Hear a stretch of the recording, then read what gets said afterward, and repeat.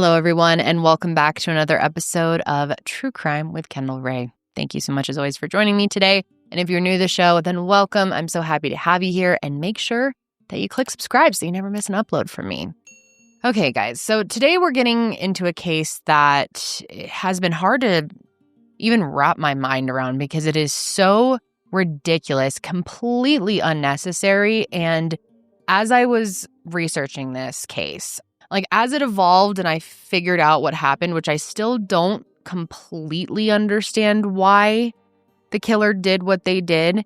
I think I have a decent idea, but they never, truly explained it themselves because I don't know if they even truly knew why, but it is just so completely unnecessary, infuriating, and makes no sense. I'm going to be telling you about the cold-blooded murder of Kevin Jiang.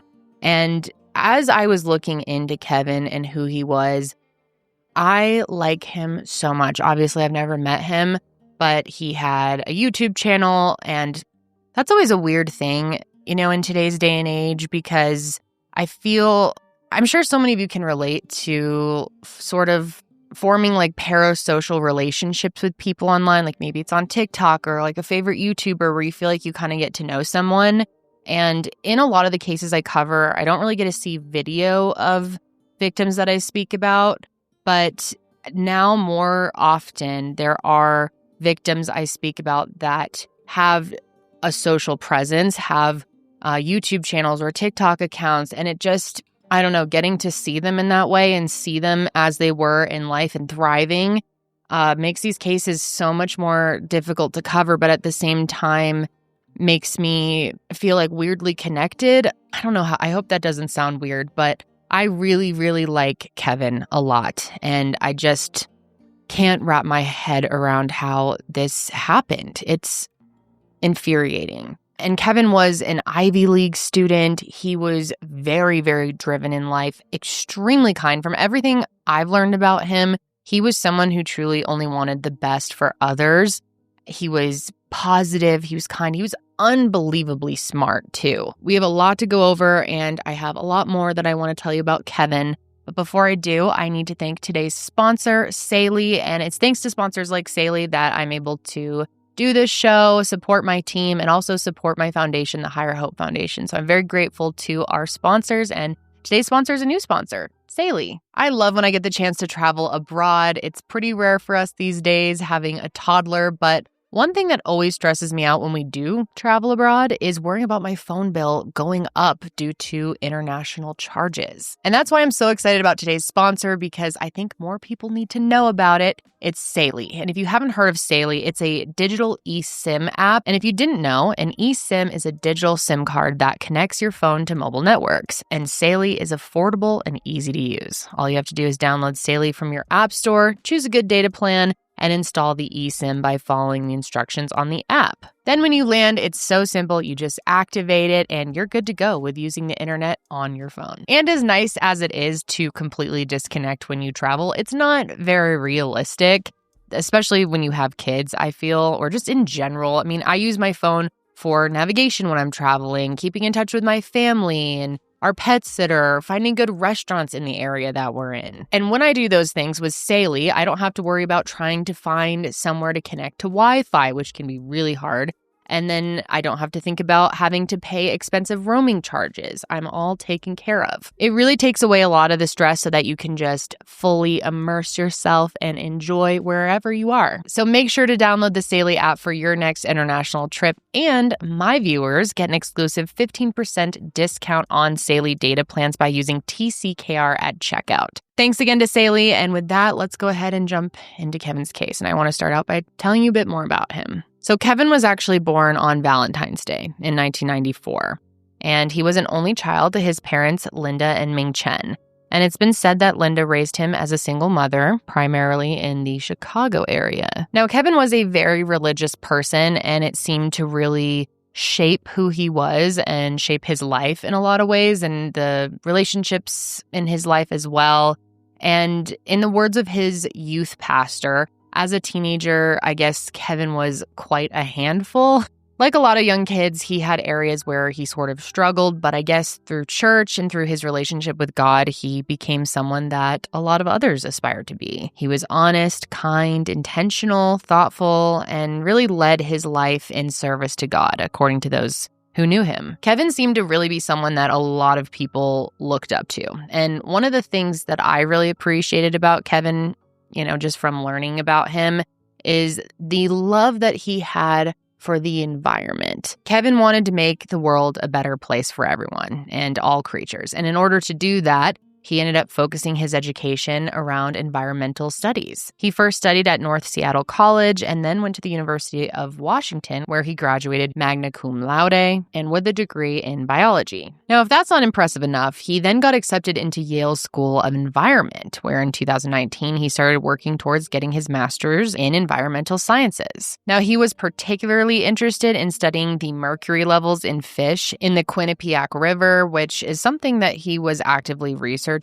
He also helped manufacturing companies comply with local and federal laws, distributed food at a local homeless shelter, mentored young people, and to top it off, he was a long-standing member of the Army National Guard. So quite the resume, right? I mean, Kevin was super, super impressive, and being a member of the Army was a really big part of Kevin's life and his identity, and it's something that he was rightfully very proud of. He was someone who really valued self-improvement. And I think that through the church and through his service, this is something he managed to do a lot of. And another area that he really worked on bettering himself was fitness. It seemed to be a huge passion of his. And like I mentioned earlier, he did have a YouTube channel. I want to link it below. I've checked out a bunch of his videos now. They're everything from fitness to also a little bit of nutrition. And I actually did one of his videos for stretching the lower back to deal with back pain, because I've actually been having a bit of back pain myself, probably due to really bad form when I lift is my guess. But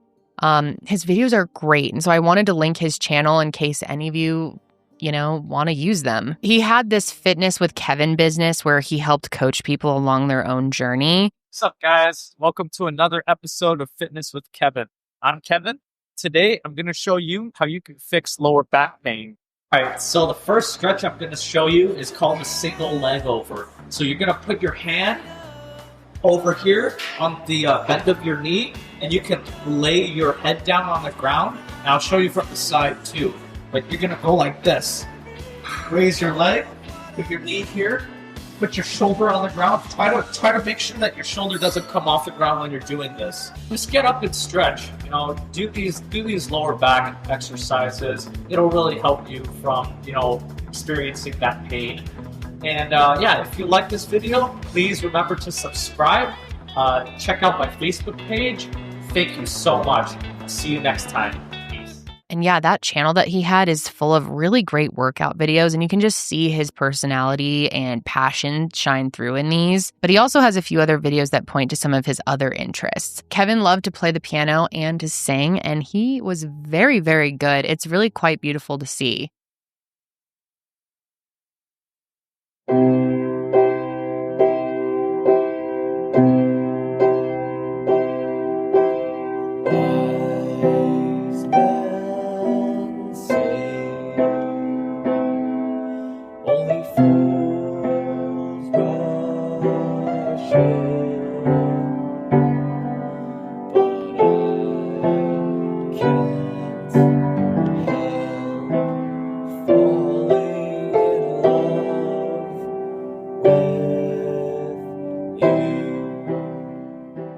And then another thing that I love about Kevin is how much he loved his mom. I think that says so much about a man, and the way that he cared for his mom is so beautiful. There's actually another video posted to his YouTube channel with his mom, and I wanted to share that as well. It's sort of a birthday vlog tribute type kind of video, which I mentioned because his mom was one of, if not the most important person in his life, and that was very clear. She had truly sacrificed everything for him, and there wasn't a day in his life where he didn't appreciate her for all of that. So much so that when he went to Yale, he actually bought a house there and invited his mom, who was living back in Seattle at the time, to come and move in with him. It was his dream to be able to look after her the way that she'd always looked after him.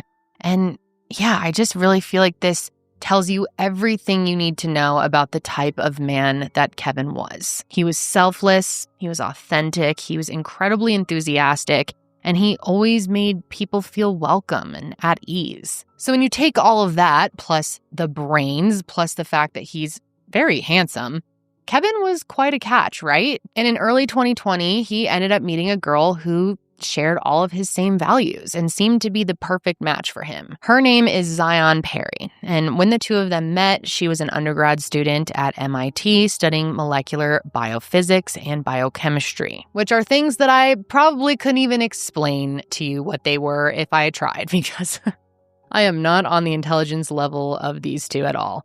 But yeah, she is very, very, very smart. She was also very religious, just like Kevin. And another thing that they really had in common is they both really enjoyed spending time outdoors. And the story of how they met is really sweet, actually. They were both at this Christian retreat, and Zion at first, I guess, wasn't even sure if she wanted to go, but some friends of hers thought it would be good for her. So she went ahead and went, and that's where Kevin was too. And on the third day of the retreat, they were seated adjacent to one another. And I guess at this retreat, everyone was asked to pray for the person next to them.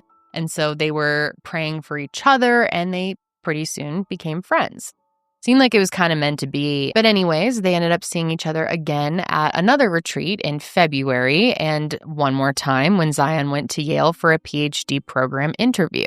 Now, during all of this time, they were just friends. But by May of that year, after talking on the phone for so many weeks and just having so much in common, they decided to give the long-distance thing a chance. So for several months, he was living in New Haven, Connecticut, and she was living back home in Pennsylvania, finishing her senior year remotely because of the pandemic. And when he would go and visit her, they almost always did some type of outdoor activity, whether that was hiking, fishing, gardening, you name it. They just loved being outside and seeing the beauty that this world has to offer. And they also loved playing music together, with Kevin on the piano and Zion on the flute. So from everything you're hearing, I'm sure you agree with me that these two really seem to be meant for each other. So Kevin was beyond excited when she told him that she was coming to Yale for her PhD. I guess she had also been considering a school in California, so the fact that she ended up choosing Yale and could be with him was very, very exciting for the two of them, because now they wouldn't have to do long distance anymore, which can be a challenge. I'm sure anyone out there who's done long distance knows it is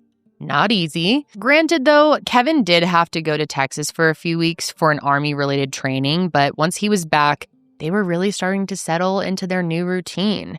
And on January 30th, 2021, exactly 1 year from the day that they met, Kevin proposed to Zion while they were out hiking. His friends say that you can just tell how deeply in love with Zion he was. I mean, it practically radiated out of him, even in the video of their proposal, which I'm not sure if I'm able to play. I will put it in if I can. I think it might be copyrighted, which is strange, but it is so cute, especially at the end when he reaches out to give her this big hug, and you can just tell he's so happy, and she's like very clearly surprised, but also really happy. And God, it's just, they had no idea what was going to happen very shortly after they got engaged, because little did either of them know their engagement would only last a week, because on February 6th, Kevin was shot and killed. Now, in order for all of this to make sense, I need to rewind a little bit here to December of 2020, because that's when multiple shootings were starting to take place. Between December 11th and February 6th, there were 4 separate shooting incidents in the New Haven area. Now, luckily, no one was actually hit during any of these, which is amazing, but there certainly were some close calls. It turns out that some crazy person was just driving around and shooting into the sides of different homes, and they were homes that people were inside of. And the police were able to link them because the same .45 caliber shell casing were found at each of the scenes. And in the last 2 incidents, there were similar reports that the driver was in a dark-colored SUV. And to clarify,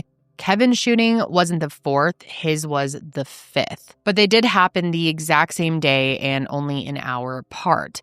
However, the 5th, Kevin's, was much more severe. At 8:33 p.m., 911 was called by several witnesses who had overheard the sound of gunshots, and when emergency services arrived, Kevin was found completely unresponsive in the middle of the street. And at first, just by the way that it looked, police thought that this may have been a wrong place, wrong time, possible road rage incident. And that's because about 100 feet from Kevin's body, they found his Prius parked in the middle of the street with its hazard lights on. And they also noticed slight damage to the rear bumper. And it was hard to see, but there was sort of like an imprint from what looked like another car's license plate holder. So their thinking at first is that he got into some type of fender bender and was shot by whoever the person was. And they were able to confirm part of this theory, somewhat true, after they canvassed the neighborhood. And it turns out that there were 2 witnesses that actually saw what happened, or at least like parts of it. And then the stories that they were telling matched what was seen on a neighbor's security camera. And unfortunately, the quality isn't great because the camera was inside the house and it pointed out the window. So there's a pretty big reflection. You can see things inside the home, but you can actually see what's going on the street as well, see both cars and exactly how it plays out, and you can hear everything. So it was still incredibly useful. But basically, the detectives could see that Kevin's car was, in fact, rear-ended by this dark-colored SUV. And then Kevin can be seen putting on his hazards and exiting his car to approach the driver of the other vehicle. And knowing how kind Kevin was, I'm sure he really did think that it was an accident. He was probably approaching their car to possibly even see if they were okay and to get insurance information or something like that. But in the footage, the SUV had backed out of the frame. I mean, it's covered by a wall, basically the wall of the house, but you can hear the sound of 2 gunshots and then screaming, and it's very disturbing, followed by 6 gunshots. And this actually was posted. I don't want to put it in this episode because, like I said, it's very disturbing and I wouldn't want someone in his family to see this.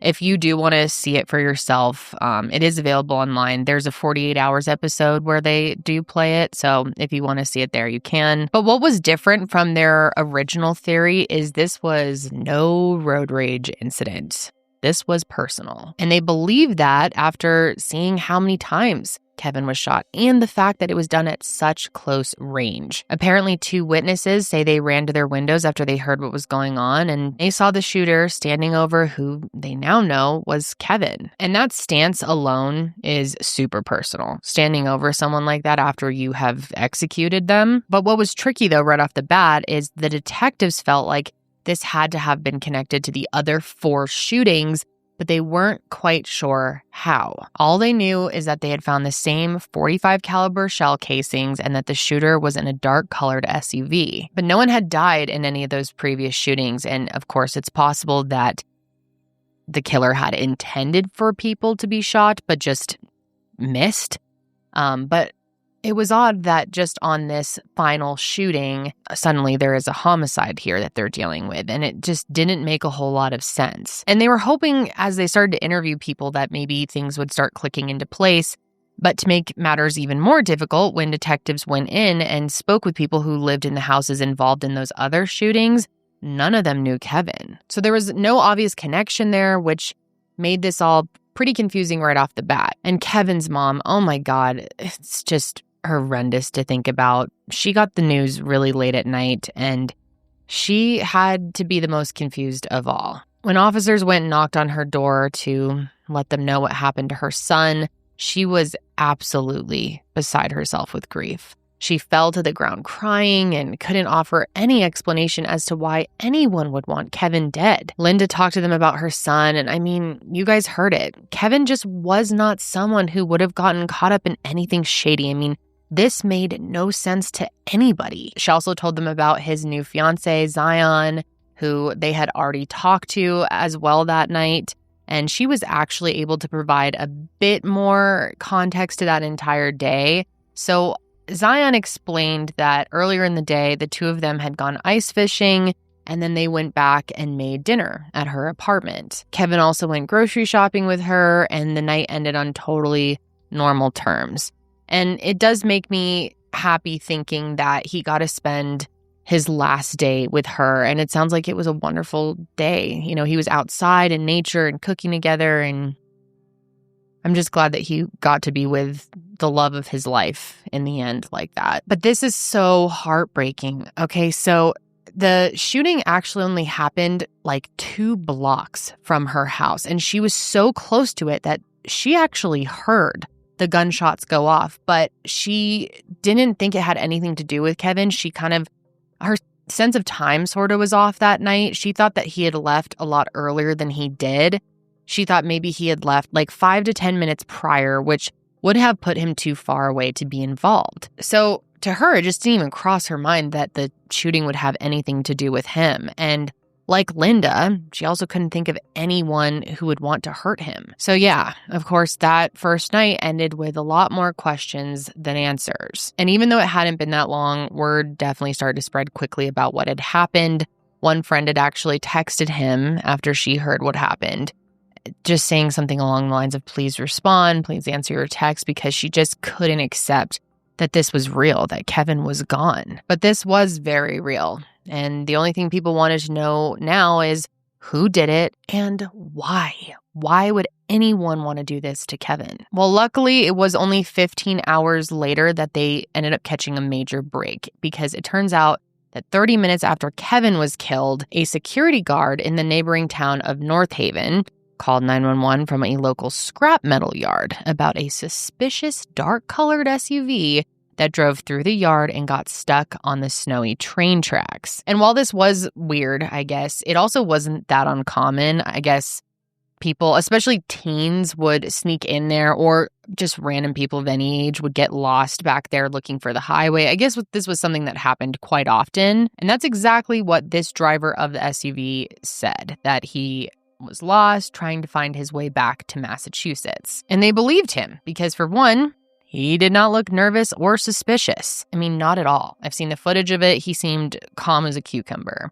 And 2, when they ran his driver's license, it came back totally clean. Now, the driver was 29-year-old Shin Xuan Pan. And off the bat, I just want to mention that I've heard at least 3 different ways to pronounce his first name, so that's just my best interpretation. I could be wrong, and I certainly apologize if I am. But most people in the coverage that I've seen on this case just refer to him as Pan, his last name, so I'm just going to do that. But anyways, what's interesting here is that even though his driver's license did come up clean, the license plate to the car that he was driving didn't. It came up as lost or stolen. And despite saying that the car was a rental, he wasn't able to provide any kind of documentation or explain why it would appear lost or stolen. And I will say the reporting here is not very clear. It's a little confusing, but I don't believe that this was viewed with much concern, at least not in the moment. The officer basically was like, why don't we just get you a hotel for the night? We'll get the car towed, and then we can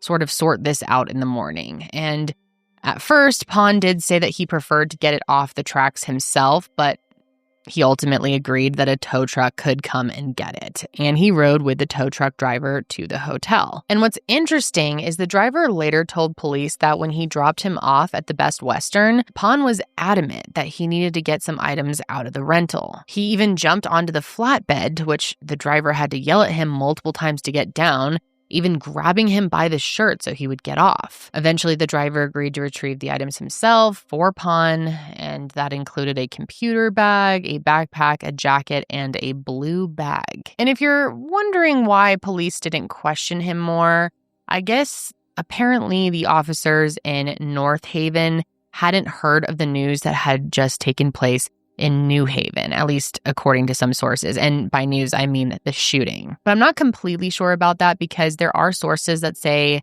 that they knew that a shooting had taken place, but they were just misinformed on the suspect. These sources say that the officers in New Haven were told to be on the lookout for 2 suspects, one of whom was a black male, which doesn't fit the description of Pan. But in my opinion, this seems like a bit of a failure.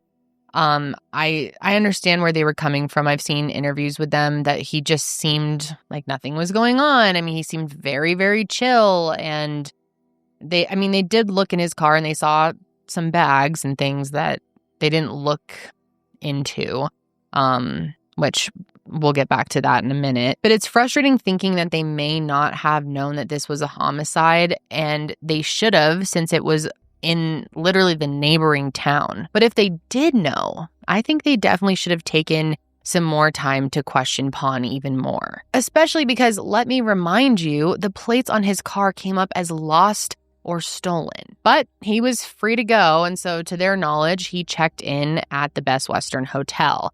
And they learned later that next morning that he never actually stayed there, though. Get this, okay? So around 11 a.m. on the 7th, that same North Haven police officer was called to an Arby's because an employee found a blue bag containing a gun and several boxes of ammunition. The bag was out by the dumpster, where they also found 7 firearm magazines, a briefcase, a pair of black Skechers, a gray knit winter hat with a Metro PCS logo on it, a GMC Terrain owner's manual, a pair of lug nuts, a yellow jacket, gray sweatpants, a blue plastic bag labeled City of Malden, Massachusetts, 3 license plates, and scissors. And many of those items, as I mentioned earlier, were seen by the officers the night before in his car. And there's actually footage of it. Specifically the blue bag with that Malden, Massachusetts logo on it. Also the hat with the Metro PCS logo on it. That yellow jacket and the briefcase. Not to mention, they also remembered that on Pon's ID that he was from Malden. So now the light bulbs were starting to go off. And the officer who got everything from the Arby's was realizing right away, I have seen these things in that car that I pulled over the other night. And by this point, they are all aware that a murder had taken place last night, right before they talked to Pon. And their first thought was, oh shit, maybe he is our guy, and we let him get away. And they were even more confident about that because the ammunition in those bags was .45 caliber, the same kind used to kill Kevin, the same kind that was shot into all those different homes. And so a group of officers went over to the Best Western, which just happened to be across the street from the Arby's, and they wanted to see if he was still there. And as you probably could have guessed, he was long gone. He's nowhere to be found. So they ended up sending a few officers up to Malden, where they believed that he was living with his parents, but once again, he's nowhere to be found. And at first, investigators were actually worried that maybe he had done something to his parents as well. But as you'll hear me say, this is the opposite of what happened, actually. So their next step here is figuring out who this guy is and how he might be connected. And here's where things start to get crazy. When they went through his Facebook, they learned that he was a graduate student at MIT. And that he was mutual friends with Zion. And when investigators spoke with her, she confirmed that she did know him from MIT.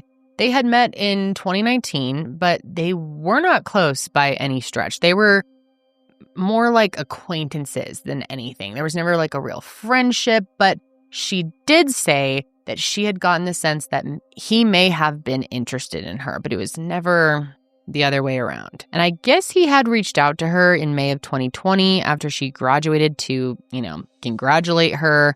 And he had asked her to FaceTime. And understandably, she politely declined. I mean, it's not like she knew him very well. And I certainly wouldn't want to get on a random FaceTime call with someone I was only acquainted with. But of course, as investigators are asking her questions about Pon, she's really confused. And eventually they tell her that he is a person of interest in Kevin's murder. She was shocked. I mean, totally confused. This was someone that she had only met on a few school-related occasions, and it had been 9 months since their last contact. He didn't even know Kevin personally, so she could not comprehend why he would want Kevin dead. And at that point, investigators are really starting to build a theory. It started to look like maybe Pon was secretly obsessed with Zion and that he needed to get Kevin out of the way, that it was all because of jealousy. And realistically, that's kind of the only thing that makes sense at this point, right? Here's what's interesting, though. So we know that just a week before Kevin was killed, as a reminder, he and Zion posted on Facebook about getting engaged, which you probably assume could be a trigger for someone like Pon, who could have been secretly obsessed with Zion. And maybe to a degree it was. But think about it. Those random shootings started happening back in December, several weeks before Kevin even proposed. And so at that point, investigators are thinking, maybe he had planned this for quite some time before he even knew that the two of them were engaged. So their theory was shaping into this at this point in time, that maybe Pon was shooting into those houses because he wanted it to look like Kevin's murder was just part of a string of random shootings. But of course, knowing his connection to Zion, it was hard to believe that there was anything random about the fact that he had chosen to kill Kevin. But the only tricky thing is that the gun they found at Arby's was actually not a match to the murder weapon. And the actual murder weapon has never been recovered to this day, but it didn't necessarily change anything about their theory. It's just something you should know. And another thing that you should know, it has to do with that dark-colored SUV. Turns out, big shocker here, it was, in fact, stolen. Investigators learned that Pon actually had quite a habit of going into car dealerships in Massachusetts and specifically asking to test drive GMC Terrains. He would tell the dealerships that he wanted to get the cars inspected, so he'd be gone for a while, and it turns out that the dates he did that lined up perfectly with all of these shootings. And on the night Kevin died, he had swapped out the license plate, hence why it came up as lost or stolen. And the car itself was reported stolen by the dealership. So all things considered, he is very much a person of interest in this case, but finding him turned out to be quite difficult. But before I get into all of that and the manhunt, I wanted to share a little bit more about Kevin's funeral, which was, as you can imagine, incredibly emotional, but also very beautiful. Now, first, there was a candlelight vigil where over 700 people joined to listen to the impact that he made in his almost 27 years of life. Zion talked about seeing him again in heaven, and his mom talked about the joy that he brought to their lives.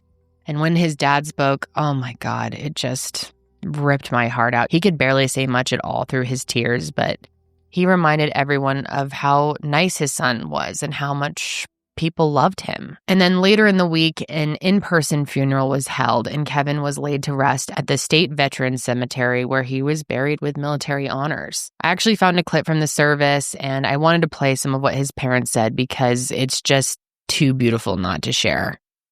Kevin was my beloved only child. Last Saturday evening, when the police told me he was shot, my first reaction was, this cannot be real. Kevin lived full-heartedly, enthusiastically, like a ray of sunlight. He gave so much joy and happiness to me and to the people around us. Our home was often filled with the sound of his playing piano. I could not believe that a life full of so much energy and light could vanish from before my eyes. Kevin loved life and had a wide range of interests.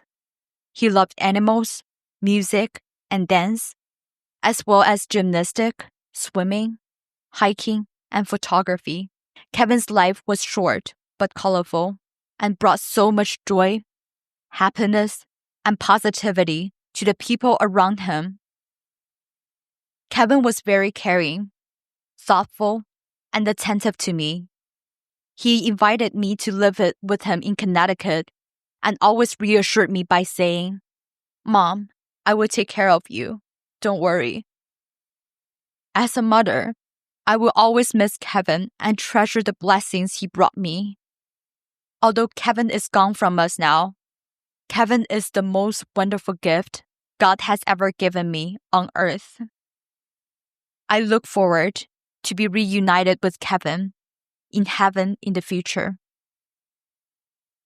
To my beloved son, as a devoted Christian, you are a faithful servant of Jesus. As a matured son, you took kind care of your family. Your heart is full of love. Your smile is always warming and charming. You are naturally unguarded and honest. My dear, you said that heaven is peaceful. You wish it That would be our future home. Where are you in the heaven now? We will look for you with the rest of our life, and will stay with you. Thank you.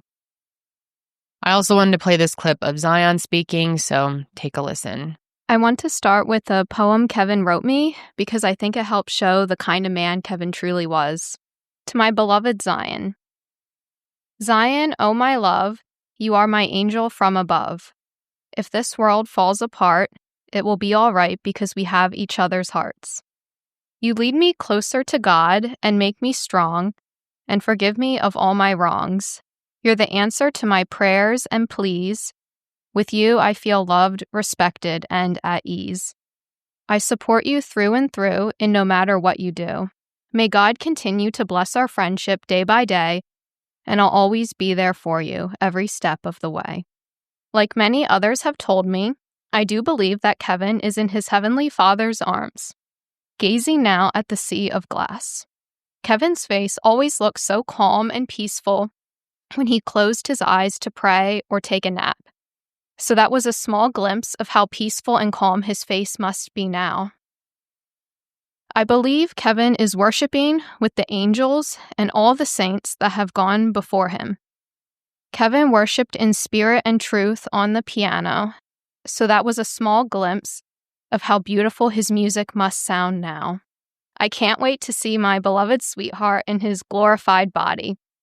2020 was my year of blessings because I met my dear Kevin. I will always love him with the love of Christ. Wo aini Jiang Kai Wen. And then something I also thought was very beautiful was the fact that in the wake of his death, New Haven police officers went door to door to check on the residents and see how they were doing in the wake of this tragedy, which we almost never see anything like this. And I think it's really, really important and special and something that more police departments should be doing. So hats off to them for sure. Because even if these people didn't know Kevin directly, his death was still painful for everyone and shocking, especially paired with all these other shootings. And everyone, and I really mean everyone, wanted to see that justice was served, which did come, but not easily. So getting back to the search, okay, on February 10th, Pon was announced as a person of interest in Kevin's murder, and there was actually a warrant out for his arrest at this point. But it wasn't for murder, it was actually for possessing a stolen vehicle. Although, if I'm being honest, I'm sure most of you agree, I think they were very confident that he was their guy for Kevin's murder as well, and just were looking to bring him in on anything they could. And I think they knew it wasn't going to be easy. One thing you got to know about Pon is he is genius level smart. He was studying AI at MIT and he knew his way around technology. Luckily, though, the U.S. Marshals got involved really quickly and they were utilizing all their resources to try and track his ass down. And here's what they learned. So for starters, they figured out that he had been using at least 3 cell phones, which he had been using when it came to test driving those cars. And one of those phones he actually used to contact his parents not too long after he had killed Kevin. And while we don't know exactly what he told them, we know that shortly after that call, they made a $1,000 cash withdrawal. And this was especially concerning because after investigators dug more into his family, they could see that he came from a good deal of wealth. Not to mention they had assets in Shanghai, so if he wanted to get out of the country, he possibly could. Thankfully, though, that didn't happen. And I will say,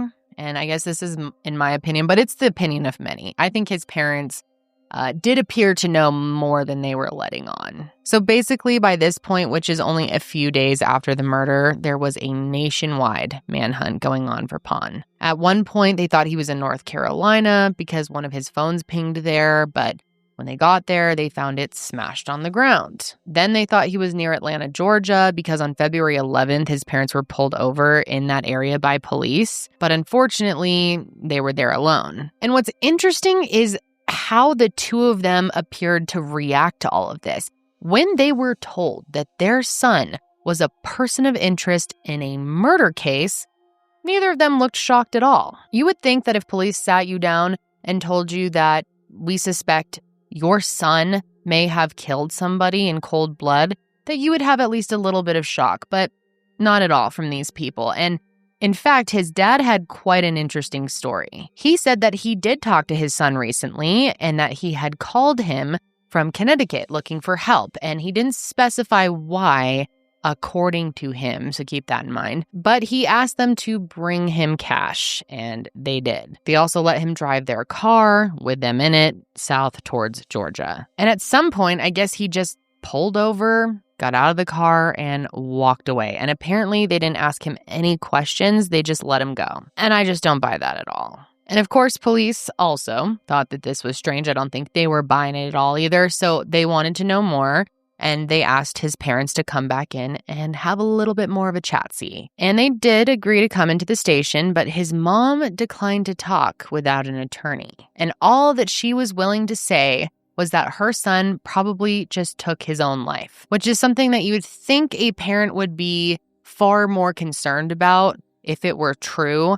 But the thing is, investigators just had a feeling that they were the type of parents who would be willing to do anything to protect their son, even if it meant going to jail for him. They wanted the police to just accept the story of, yeah, he probably killed himself, he's gone, don't worry about it.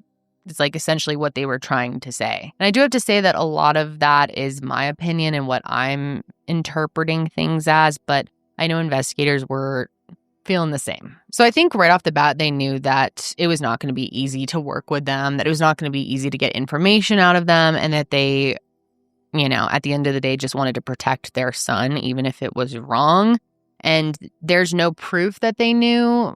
I mean, I'll explain exactly how things shook out with them. So a lot of this, again, is just in my opinion. So for the next few weeks, they kept tabs on them, thinking that they would lead them to their son. And there were several things over the following weeks that caught the investigators' attention, including the thousands of dollars that they were withdrawing from their bank account. Okay, so big red flag there, right? It was something like $10,000, which, considering they had the resources to get their son out of the country, this was highly concerning. They also rented a car at one point and started driving back down south. But here's what's also wild. Even though the literal U.S. Marshals were tracking them, the GPS on the rental car went dark.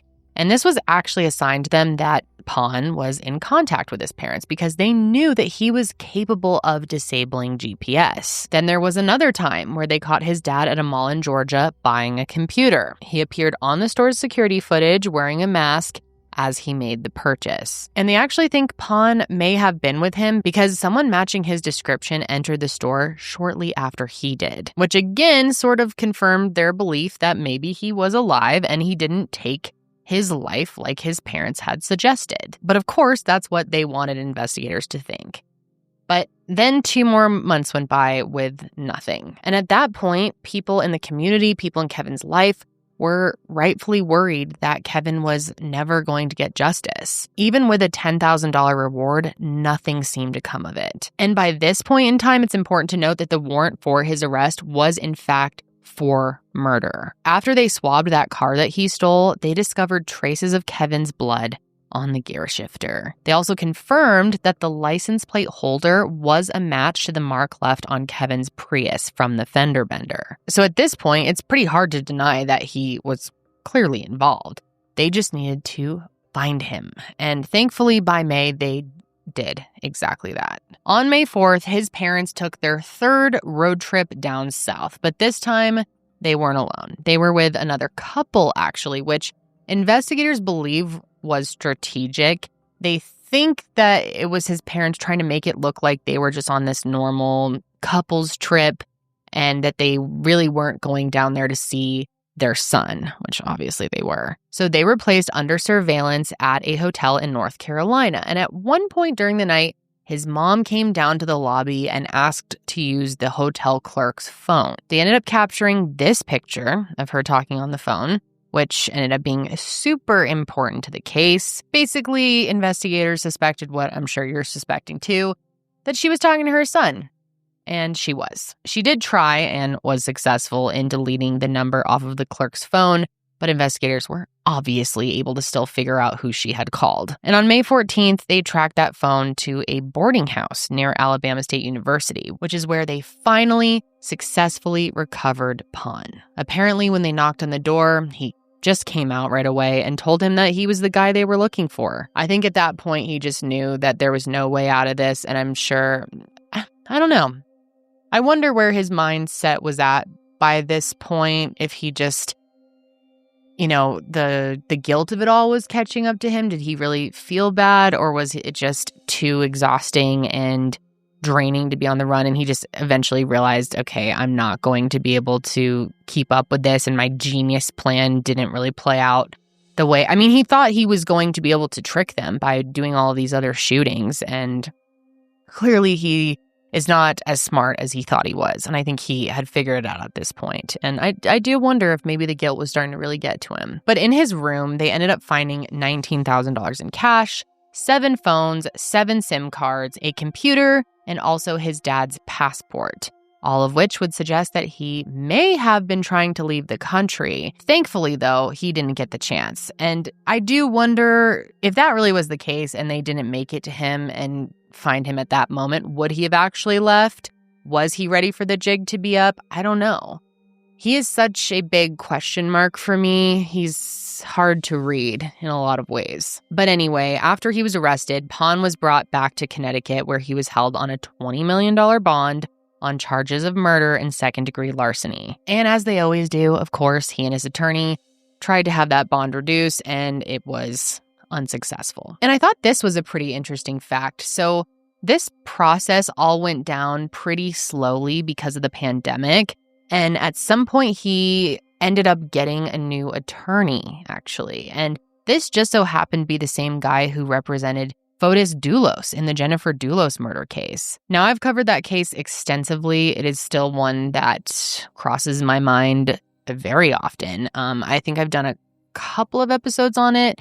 And if you're not familiar with it and you're interested, I'll have it linked below. But yeah, I thought that was a crazy connection. But anyways, Pon was fully planning on pleading not guilty, and he stuck with that for quite a while. But ultimately, in February of 2024, he did change his plea to guilty, which, considering the evidence against him, it's pretty stupid that he even tried to plead not guilty to begin with, but people do all the time. Now, I've already told you that Kevin's blood was on the gear shifter of the car that he was driving, but they also found Pon's DNA on the gun and the ammo outside of that Arby's. Although, just a reminder here, remember that gun was not the actual murder weapon, but either way, though, he is linked to a lot of evidence that really just could not be disputed. So he pleaded guilty, and that meant he was able to take a deal where he would only have to serve 35 years in prison. His sentencing took place in April of 2024, and that day, several people read victim impact statements, including his parents. Kevin's dad said, in part, "He was a true victim here. My son was a remarkable young man who cherished life and held deep belief in God.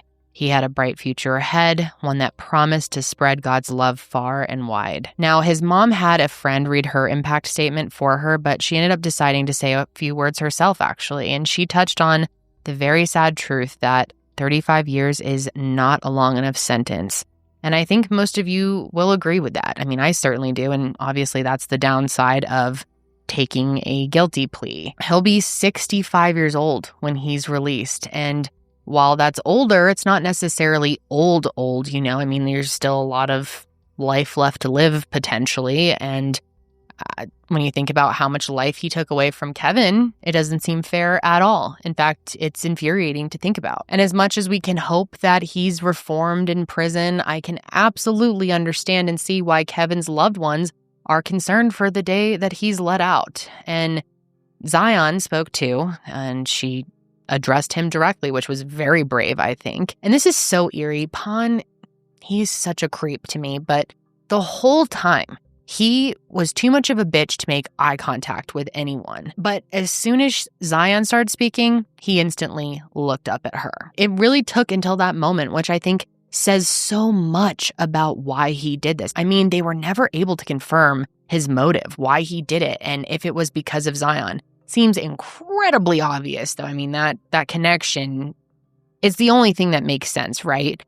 But the fact that he popped his little stupid head up as soon as she started talking says it all. But she talked about what an honor it was to know Kevin, a man that she said was filled with valor and honor and who would have made a wonderful husband and father. And the idea that she has to miss out on all that for nothing because some lunatic that she used to know was clearly so obsessed with her that he couldn't even imagine another man being with her, when they never, have to just remind you once again, they never had a relationship, a friendship. They were acquaintances, and she hadn't seen him or spoken to him in a very long time. And then Pon himself spoke, which was interesting. We don't always get to see that. But again, he never truly explained why he killed Kevin.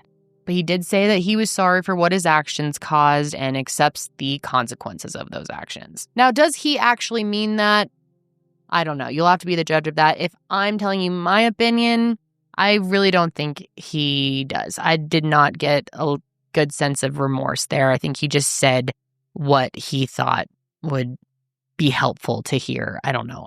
I just truly don't think he has any remorse. I think something is deeply, deeply wrong with Pon. And like I said, I do fully agree with Kevin's mom that 35 years just isn't enough. It's very, very frustrating. And Kevin has lost far more than 35 years. And the fact that he won't ever get to walk free the way that his killer will is infuriating. Now, Kevin's friends say that he was the kind of person who would have forgiven Pon for what he did. And I think that's a huge testament to his character. And just by, what I know about him, what I've learned about him and watching a bunch of his videos online, he seems like the type that would be able to find it in his heart to forgive his own killer because he was that amazing of a person, that deep and thoughtful and kind. And God, just what a massive, unnecessary loss. It's heartbreaking. And at the end of the day, it just feels so confusing because I'd be really curious to know more about this obsession that Pon clearly had with Zion, because it doesn't sound like there hasn't been a lot of information released on that. I don't think there is a lot to be known. I don't know how much they were able to get out of him. I don't know if he was ever honest about it. But when you think about it, he had to have been pretty obsessed to have done what he did. And what's also so crazy to me is if you think about it, if Pon hadn't gotten stuck on those train tracks in the junkyard, I don't know if he would have been caught.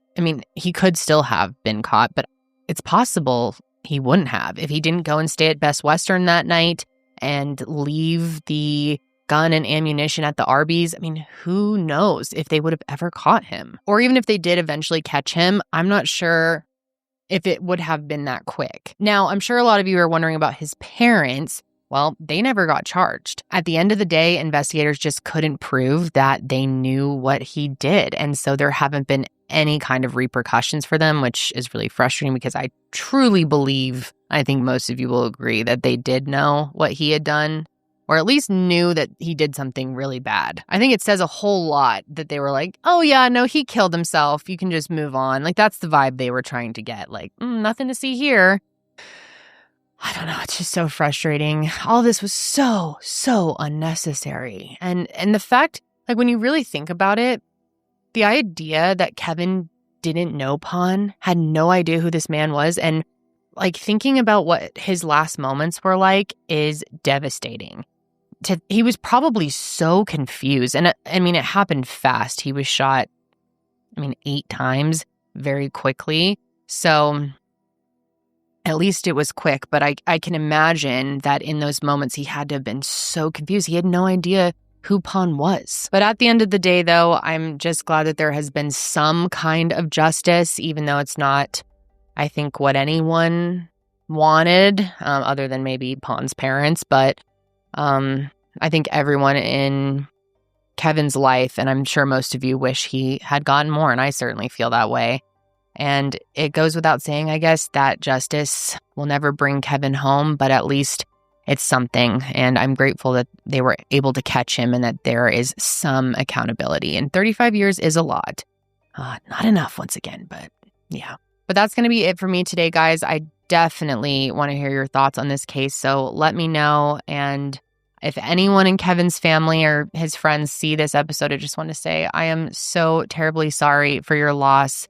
Kevin, gonna make me emotional. He just seemed so special, so wonderful. I hope that you guys will go and check out his YouTube channel and maybe follow some of his fitness or nutrition tips or listen to some of his music. I mean, he just had so much to offer the world. And to Zion, I'm so sorry that you guys were just about to begin this next chapter. I mean, had just gotten engaged a week before. Just so horrible, so unnecessary. But that is going to be it for me today, guys. I will be back next week to discuss another case. But until then, stay safe out there.